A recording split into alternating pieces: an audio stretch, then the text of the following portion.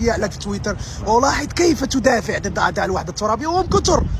لا نريد أن نسميهم، لا نريد أن نسمي مكان أوطانهم، لكن أنت مدافع شرس. ما ردك على هؤلاء؟ أنا أعتقد أنه كل صحفي مغربي، كل مثقف مغربي، كل في مجال تخصصه يجب أن يتصدى الآن وليس غدا.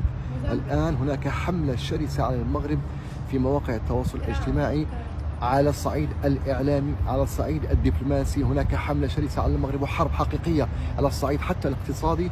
الآن واجب علينا، هذا فرض عين أعتبره على كل من يحمل قلم، كل في مجاله وتخصصه، أن يقدم ما يستحقه الوطن، أن يظهر وفاءه وإخلاصه لهذا الوطن الحبيب الغالي علينا جميعا، سواء كنا مقيمين في المغرب أو خارج المغرب. يجب على كل مواطن مغربي أن يكون له بصمة، أن يترك أيضا أثره، وأن يقوم بواجبه تجاه وطنه وشعبه. لماذا هذا العداء أو الحسد كما نسميه؟ أنا لا أريد أن أدخل في نفسيات الآخرين.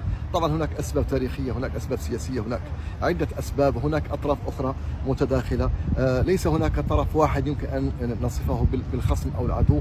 هناك طبعا خصوم الوحدة الترابية معروفين، لكن هناك آخرون يلعبون وراء الستار ويتخذون هؤلاء كماريونيت يحركونهم لأسباب خاصة بهم، خاصة الآن مع دخول المغرب بشكل قوي الآن في الساحة الإفريقية، ومع الاستثمارات المغربية في إفريقيا، مع كذلك التوجه العام لدى الرأي العام المغربي نحو اعتماد اللغة الإنجليزية كلغة ثانية، وبالتالي كل شيء متوقع من هؤلاء.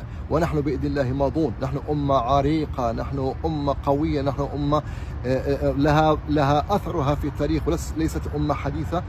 نحن شعب عريق نعي أين نتجه وما هي بوصلتنا، وبالتالي لا يخشى على المغرب حبيب ولا على الشعب المغربي الأصيل. إن شاء الله بإذن الله.